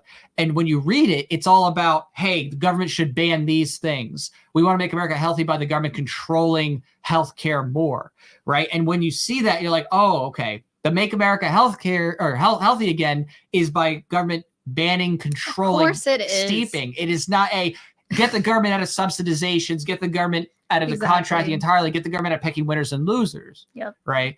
So you have to peel back that stuff and actually go look at what they're saying themselves. Yep. Go look at their platforms and read it for yourself. But you need principles, because otherwise you'll be like, no, that sounds great. Yeah, why not? Universal healthcare? I like healthcare. What's wrong with that? What's wrong? You don't like healthcare? Literally, that's how it goes. Oh. That's why they named them as such, these bills. Yeah. The Patriot Act. What is this? Wasn't that the formation of the TSA? Is that the one? Patriot Act? They came later, but on the heels of that stuff, whatever one that was. It's like, oh no, actually, this is called. It's not like Protecting Americans or something. I think it was 2003. I can pull it up real quick. Let me see. It was right after 9/11 in 2001. But oh wait, no, 2001 was TSA. Maybe that was DHS. I just confused that with. Yeah, I thought they gave it was. I'm looking this up right now. Yeah, 2003 was I switched that around my head. DHS was established, began operations in March 1st, 2003, and TSA came, 2001, right? Right in 2001. Yeah, exactly. Oh no, and, we're gonna make. And it's called the Transportation Security Act, right? So you go, right. Oh, okay, it's just about making transportation safe. You don't want it safe. You're against this. What's wrong with you? And it's all intentional to just name it that way. So that's why you have to read the bills and also have a lens of valuing and wanting individual body and property rights so that you can see it for what it is, which is this monopoly on violence that you were forced to live under just because you happen to live within their geographical borders. I forgot what I was saying. What's going on? Tired.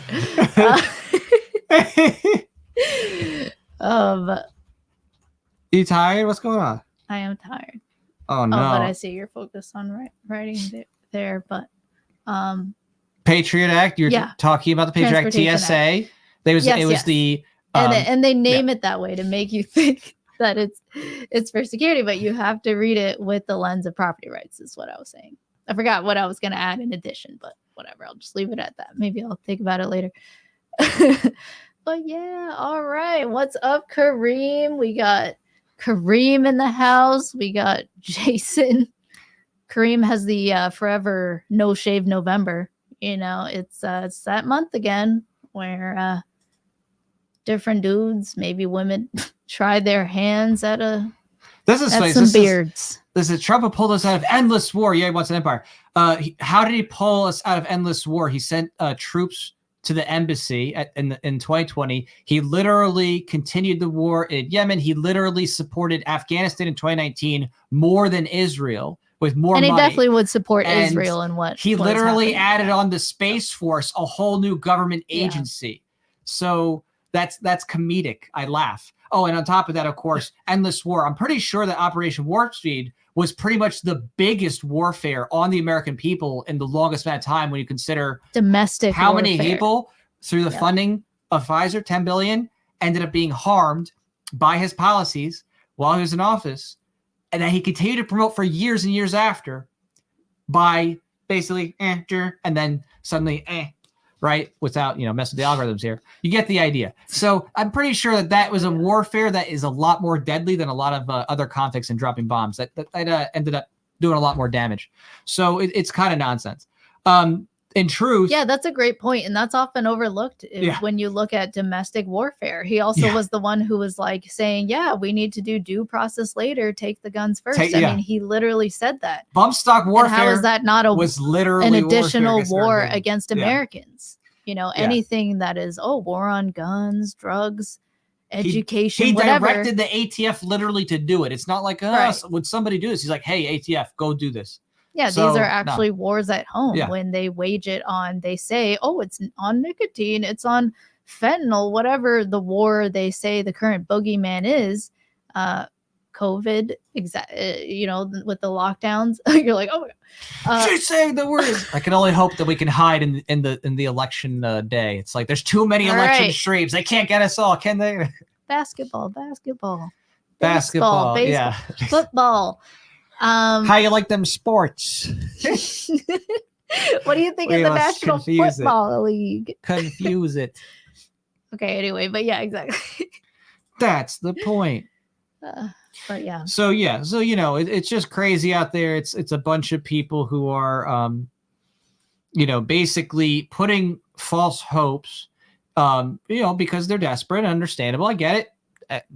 Inflation's high, things are uncertain. You're constantly being propagandized by the media, including the libertarian media. Like every 5 seconds, like, you need to click on this article because, oh my gosh, it's going to be World War III tomorrow. It's just like, dude, there's not World War III, tomorrow. Stop. It's just so annoying. Like, yes, the government is constantly killing people, murdering people, stuff like that. But literally, people have lived through World War I, the Vietnam War, and stuff like that, and life goes on. You know what I mean? It's not, everyone makes it seem like this is it. It's all over with all the clickbait fear mongering. So that cycle of being in a constant fear-based mentality literally causes people to not actually do things to steward for the future. It makes them short-sighted and not trying to do things to actually pull their kids out of school and to actually do things to save and to do things to survive catastrophe if the government does something economically bad or this or that. You know what I mean? Because it's just the nature of how it goes. It's not like, oh, okay, there's a war and then everybody in the planet dies. And that was it. The end of the story. All right, new book. All right.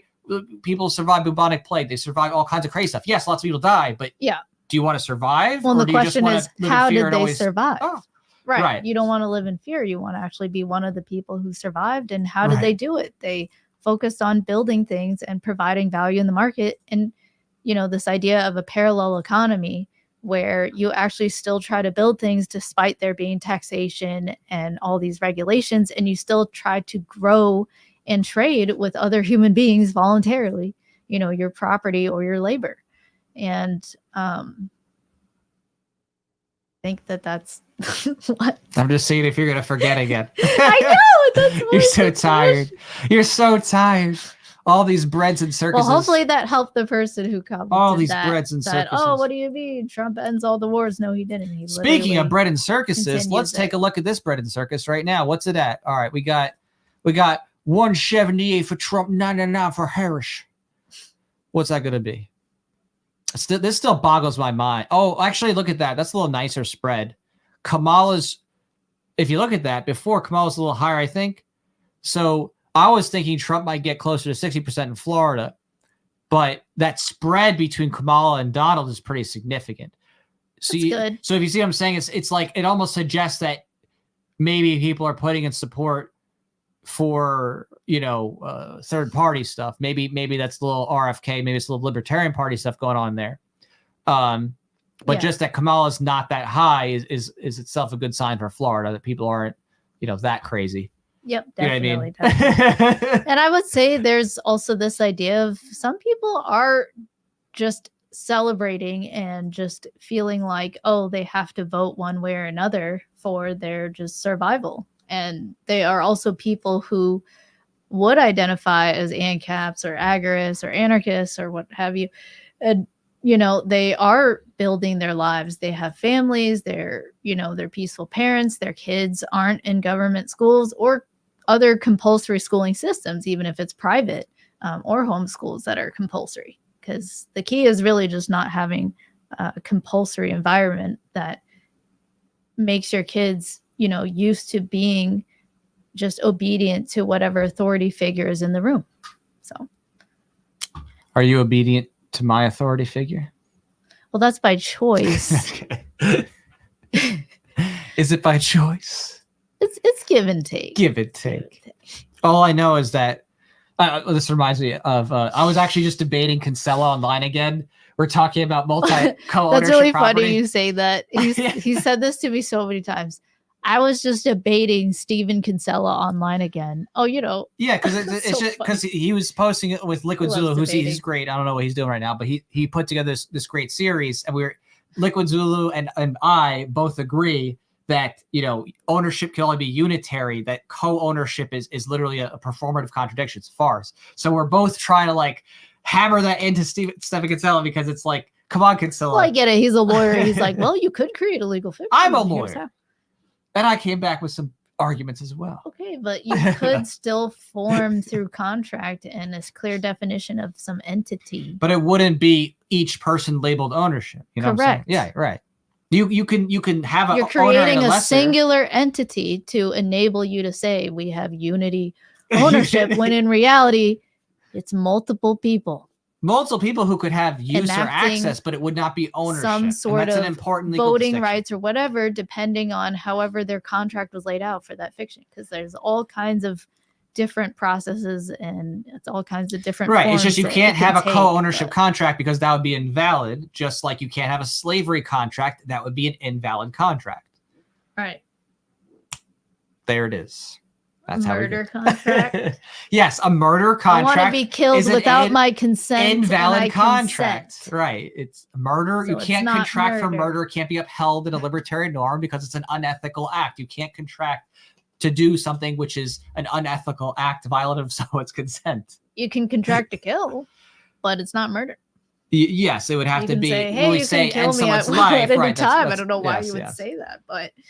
We're talking about all the taboo topics tonight. If you watch our interview with Walter Block, he gives a fun, gives that example, And he's just like, what if I want to sell myself to Bill Gates and be his slave? It's so crazy. And I'm like, no, Walter. Well, in any case, it wouldn't be slavery, just so you know. Like, it would not be slavery. Don't write that, Will. Like, there's another way. There's another way out of this. Go fund me some other way, Walter. Don't do this. I know it's your son, but there's another way. You don't have to be Bill Gates' servant. I think Walter wants to be a slave, and this was actually his letter, and he's been waiting for like 50 years for someone to just take him up on that offer. He's like, please, someone enslave me. That's why he did this. He's like, someone test my theory of voluntary slavery. Like, no. I don't know Walter well enough. We'll have to go eat with him and ask and pry. Yeah, no, Walter, ask him what? Do you like being enslaved? No, we just say, prove it, Walter. You really believe in voluntary slavery? All right, sign right here in the dotted line, Walter. Prove it to us. You're going to become our slave now.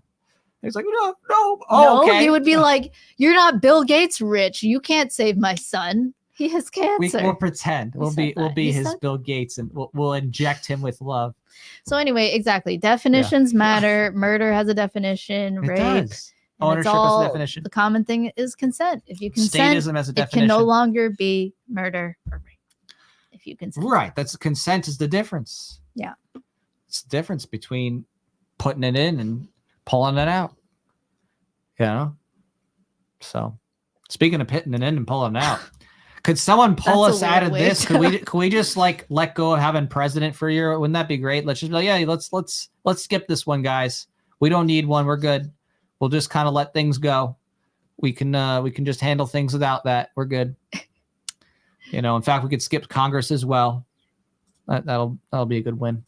So, yeah. Well, this is going to go on for much longer than we're going to be up for. I wish I could just at least just pull all my funding and not have to use U.S. dollars if I didn't want for transactions with other people. Obviously, there's certain situations required. Here's some silver. Here's some silver. Here's some Bitcoin. Well, unfortunately, I can't do silver on the campaign, but I can do fiat notes. So get them in on Voluntary Suit Saga 2 before they become less valuable after whoever wins, because we all know that neither of them is going to solve this inflation problem. In fact, they're going to go either way. make it worse. Yes, exactly. Yeah. Hey, JP says, Walter, be my butler. He says, I want to sell myself as a voluntary slave to Mac. Oh, Mac. Right. Oh my goodness. I don't think you want that. I think that's gonna be a rough time for you. Oh, is that a person? Yeah, that's Mackenzie that he's talking about. Okay. Mackenzie hates us, I think. Oh, really? Wow. Oh, definitely. Yeah, we even mentioned her in our song. I don't even think she knows, honestly. Oh, Tom Woods House? Tom Woods House song. There's several people we mentioned that just like... Oh, yeah, who are on burn notice right now. Who are actually like two-faced and didn't like us at all. Two-faced haters, dude. Like just pretended to be our friends. Yeah. But that is the nature of being out there. It's the nature of being public. Because like you specifically meet strangers on the internet, right? Someone reaches out to you. They're like, hey, you have no idea who they are. Right. And they're like, I want to interview you. And then like, sometimes, and you may often get that sort of two-facedness because they may just be trying to use you for clout. Yeah. For just whatever you've built up for yourself. And, when they're done, you find out later they secretly don't like you. Yeah, and I don't care about clout stuff in terms of like chasing clout or like leveraging up and going podcasts or promoting other people. Just the nature. It's just, do you actually like the person or are you two-faced? There's a big difference between pretending? Like, I want to promote my stuff and you want to promote yourself. That's cool. That's normal business. But it's like if you're like, no, you actually just hate and then you have all these crazy projections, which, yeah, I mean, going through the years, you come across a lot of people and you find out that there's some really crazy people out there and they put on that face for social media. We won't name names or be specific in this case, but in general, we have met many. We have seen like, toxic people. How do you function?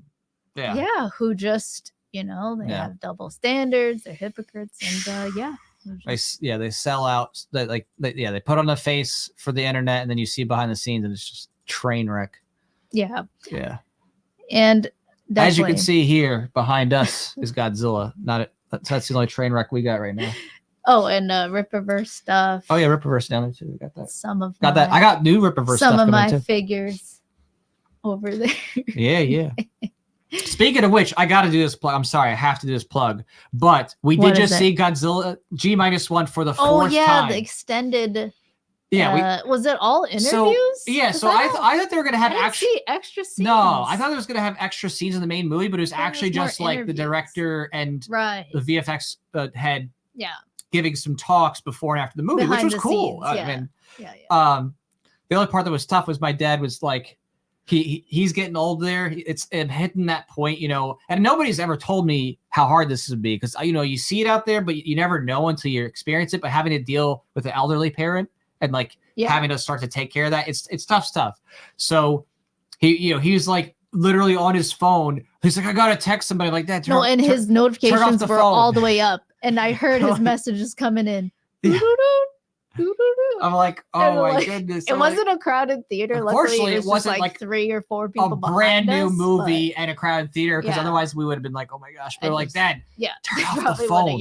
Turn off the phone. People, like, you're not supposed to be texting in the middle of the movie with this bright light and sound. Like, what's going on?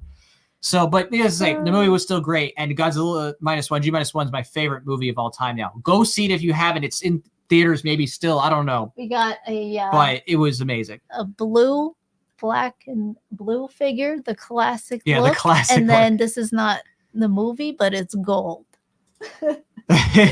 So that's a little present for for Jack here. It's also a very refreshing movie because it's got a great human story to it. The action's awesome and it's got amazing liberty themes. I mean, it's like you're like, oh my gosh, this is what it's like to have liberty themes in a movie, and it's not like preaching at you, but it's just so strong in there. And you're like, wow. I thought you hate government orders. Yeah, I know. Stuff like that. I do. But somebody's got to do it. It's in Japanese though. It's more like, I don't know how they say it in Japanese. Like, don't go desu ka? Don't go desu ka? Okay, I don't know. Sorry.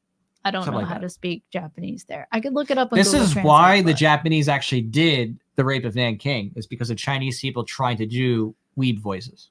Are you saying the Sino-Japanese war was because of Chinese weebs? They're like, we got to stop them. As the Guard says, the best Godzilla movie to date. Nani! I like how Baron's like, Nani. I know, like quintessential anime line. Nani! And it like zooms in. Nani. And then the background's like... But it's just such a great movie. It will literally lift your soul. It brought me to tears. I cried several times throughout the movie. I cannot speak more highly of it. And again, I know, I'm hyping up. Am I giving you too high expectations? Maybe, but I don't see how I could, because if you've just been so tired of everything that's been in Hollywood lately, there's no way to not watch it and be like, oh my gosh, this is what it's like to watch a good movie again. It feels like that. You're like, what happened? Where'd this kind of stuff go? What, you know what I mean? Your jaw just drops. So, and I would say that what I love is it preserves like what I understand to be the canon story for Godzilla or Gojira, which is he was born, he was just like a sea monster, but he was small, but like because of nuclear testing in the oceans, he became a monster that could regenerate even if like, you know, a bomb goes off on him or something. Yeah. And he regenerates right away because of the mutation from the radiation.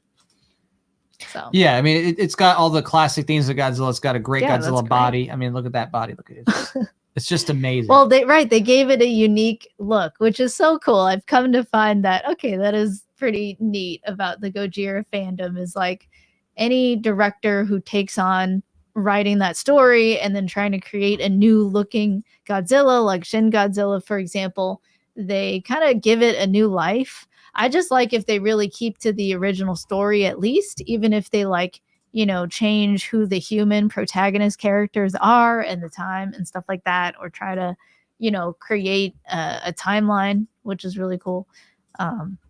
So yeah, it was really fun to watch. And I would say you would probably enjoy it if you just like the idea of living or just like, and the idea of like celebrating life and the fact that every day that you're alive, it is something to celebrate, you know, just to be thankful for that you still have a chance to make a difference in the world, and make things better.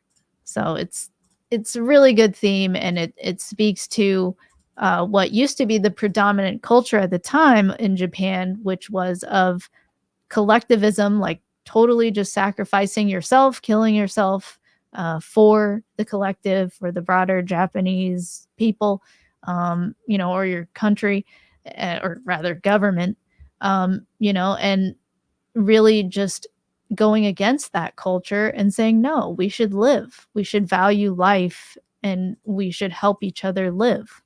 And so I think that's just a very powerful theme. And I guess hopefully that's not a spoiler, but just telling what the theme is. But it's very beautiful.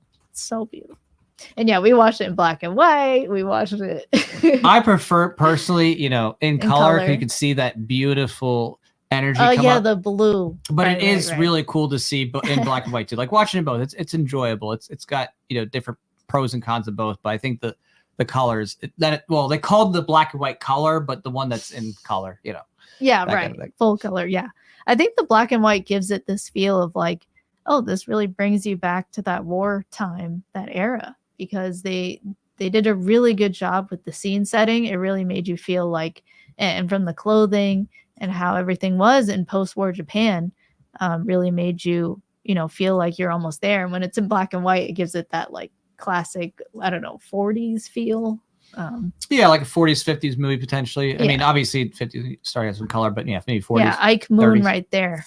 And Cat, anonymous cat. It's beautiful. Godzilla is beautiful. You know what's not beautiful? It's beautiful? Having to deal with this nonsense. But you know what makes it more beautiful? Going to volencap.com. That is definitely not a... There we go. Close enough. I feel like that's not the theme song. It's not, but you need to go to volencap.com. And if you have not already, make sure you check it out. Make sure you sign up to be notified when campaign launches. Don't miss out on this amazing series. This is the best art that we have ever done. I literally got top tier talent that's so good. They also did something for Rippaverse as well. So really, yes, they actually did one of the original posters that they sold. Yes. Oh, right. That's This guy how you is found top out about tier. it. Cool. Yeah, who I have going. Thanks, So Eric July. yes, well, just thanks for the artists who are out there who support independent creators. And thanks, Eric July, for of course promoting Voluntarius and supporting it. But just seeing people who are like, yes, like this is like the Rippaverse ethos, like that's what they want to be a part of. I'm like, yes, okay, cool. So I like being a part of that, and supporting people who are talented and who bring to the table some really great designs. And so this is going to be the next level thing. Who knows? This might even surpass Voluntarius in terms of popularity, because I can already hear the chatter that they really like this character. It's a cool badass girl with guns. And if you look at the demographic of who mostly reads comics, tends to be guys who like cool stuff. Men specifically who like women. Okay, it's not like gay men specifically. Like, not very often. Right. Usually straight men. And what do straight men like? They don't like looking at another straight dude in tights. They're like, no, I want to see a cool girl shooting. Well, that's not a straight man. That's gay man. I like looking at it. I mean, maybe you get inspired, but you know what I mean. Not like.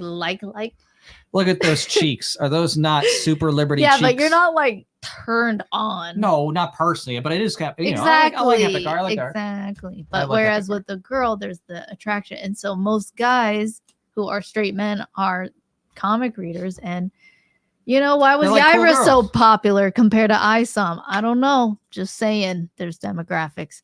And I think that definitely this will be more popular than Voluntarius. And also I would think with ladies, because you could really relate to her as a character, like I do personally. Oh yeah. Especially because you look at it like, oh, that's cool. So that's a cool, Michalak. I like the sh. Competition rig. I like the double sh in her name. Yeah, Michalak. That's right. Michalak. Yeah, I'm excited to showcase it to you. We're still, of course, working on interiors, even that's in pre-production. I have been already working on inks, colors, letters. I've been doing lettering. Interiors are beautiful. Yeah, so it's like, it's wow. looking tight. It's looking real tight. Yeah, the coloring is really lovely. The art, drawings, the ink. It's just a little teaser. There's an ink right there, and you can really see how nice the interior page. You might, if you have to look close. I don't want to spoil too much or anything, but if you look really close, you can even see Igor Teixeira's cover there too. So there's a hollow foil that he did, from Rippaverse. He's their lead graphic artist. He was actually on earlier. If you saw it, if you're here later and you weren't there, he was he was hanging out, piping on in from Brazil. So it was really great to see him piping on in. But he's super talented. I love his work. In fact, he's the one who did the cover art on my first nonfiction book. So I've been working with him for a long time, and I love his work, and that's why just love having him back every time, and hope to continue that too, which we will. We are so thankful that even though Rippaverse really got him full time to be his lead, right? He's a lead graphic artist for Rippaverse. Yeah, right, exactly, for Rippaverse. So he's so busy; it's his full time thing. So the fact that he's even willing to just on the side, help us with these covers, we're really thankful for it. It's very really thankful. He's so awesome, and he's a pleasure to work with. So I'm very honored every time we get to do something new together. So. And we got some new stuff to show too, so it's gonna be fun. Yeah, it's really cool. Yeah.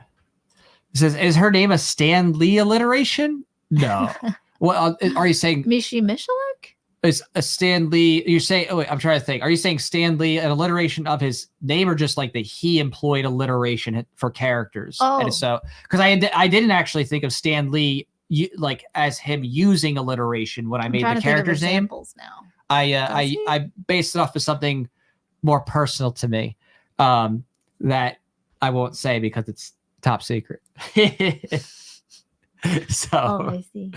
She's like, oh, I see. She knows what it is, but she knows that she can't. I know. I'm just say it either. Like, oh, yeah. I she. Yeah, you she. So no, I actually didn't think of anything with Stan Lee when I made it. It was something more personal. So, but yeah, it's hot, of course. That's what we do here. Philosophy is hot. Thanks, anti-globalist. Global government. Yeah. Philosophy is hot. I thought for a second he said Mishi Michalak. I just realized. But no, it's totally a different word, and it's one word. But totally agreed. Are you tired? I'm tired. Actually, I can't believe it's almost 10 o'clock already.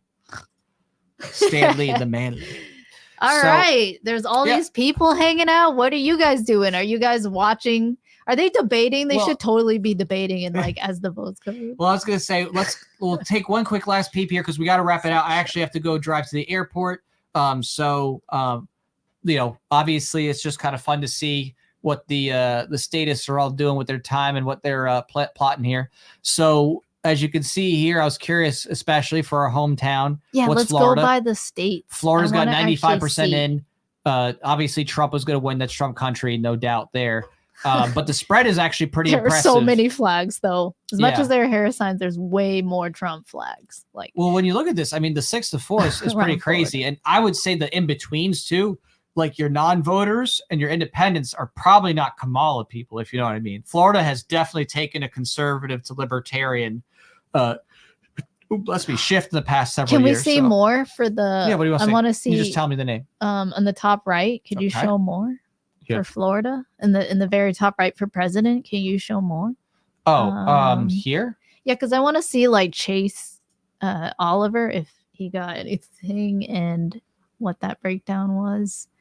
If you show more in the So it shows top for right. Florida, we have Jill Oh, Stein, wow, Chase okay. Oliver. So Interesting. whoever Oh this no, Party Claudia- for Socialism. Oh no. Yeah, well, All right, socialism's but not that hot 31. here. Okay. Yeah, at least it's way less than the Libertarian Party. So Wow. Chase has 31,000.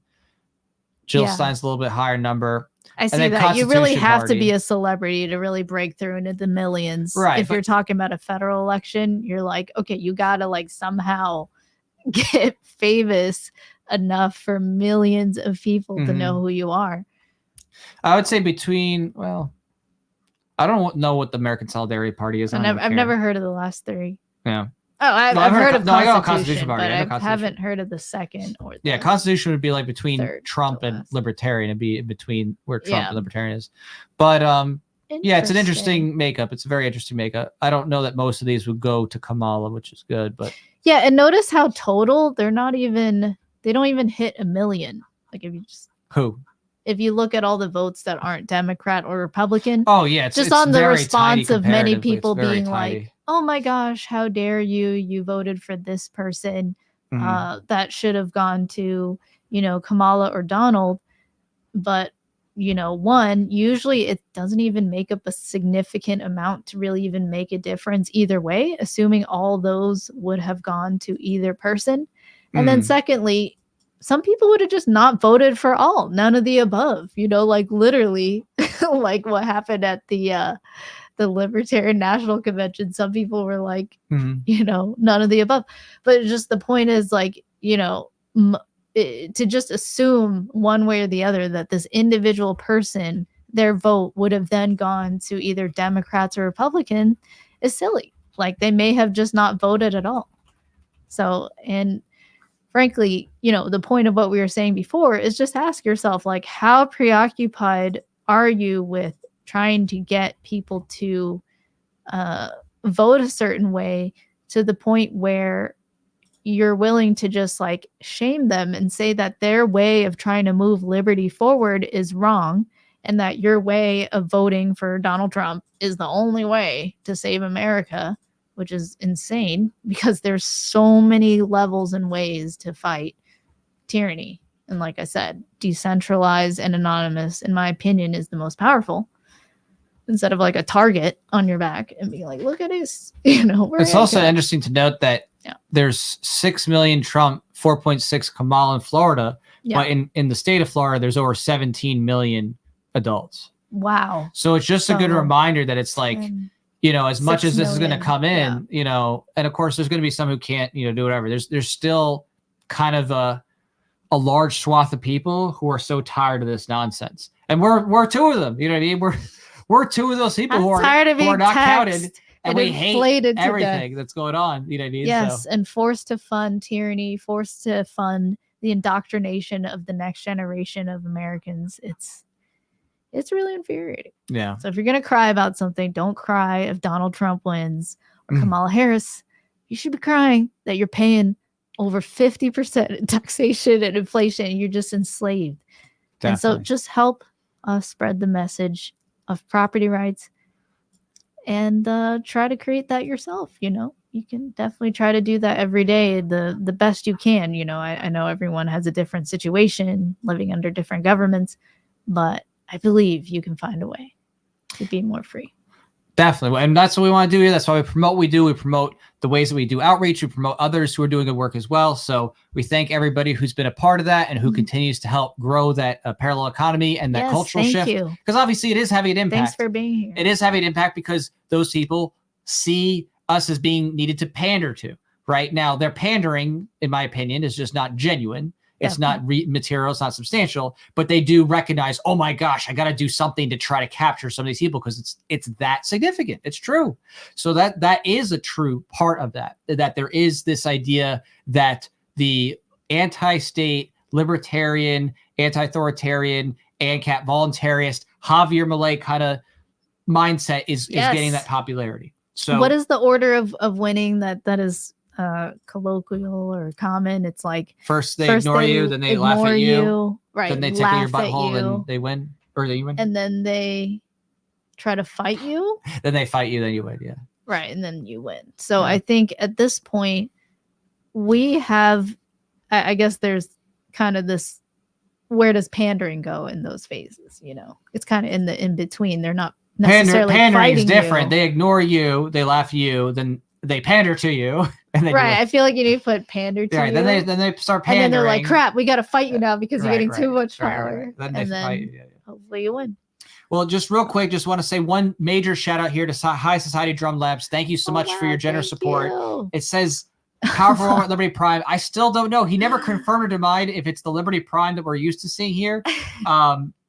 Confused about that, but either way, I don't know, because I didn't know Liberty Prime had a son. I thought he was way too young. Like, what the heck? Yeah, and also I don't never see him use High Society Drum Labs. Maybe there's another Liberty Prime. There's got to be another Liberty Prime. So thank you so much for your generous support. It's greatly appreciated. Yeah, thank you. Those resources will be used for FA and Liberty expansion. At least one of those, if not both. FA and Koiku.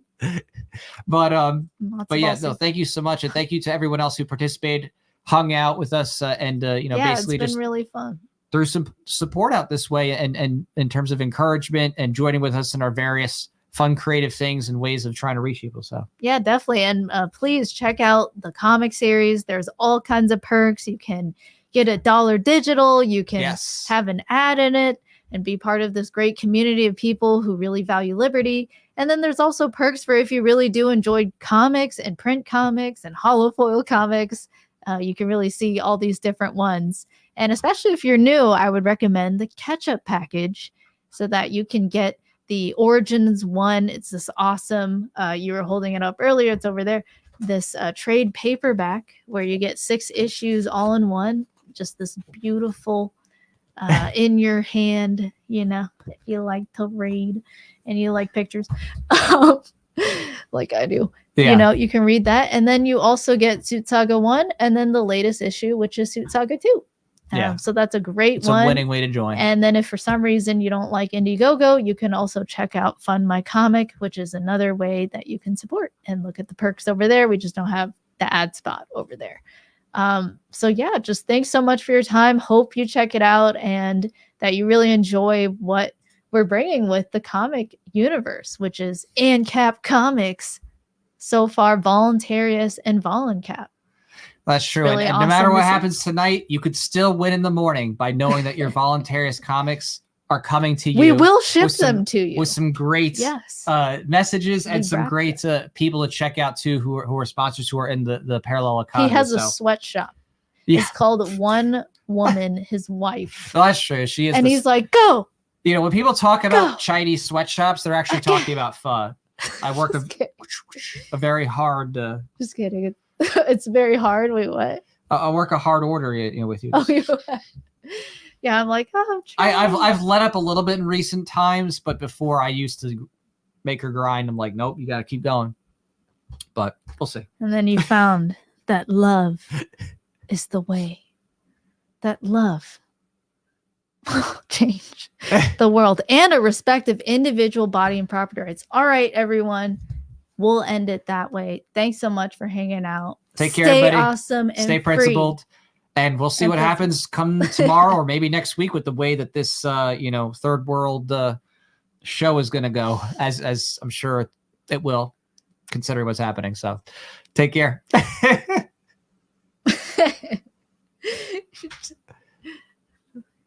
I'll miss you. Oh my God. I miss Pha is right.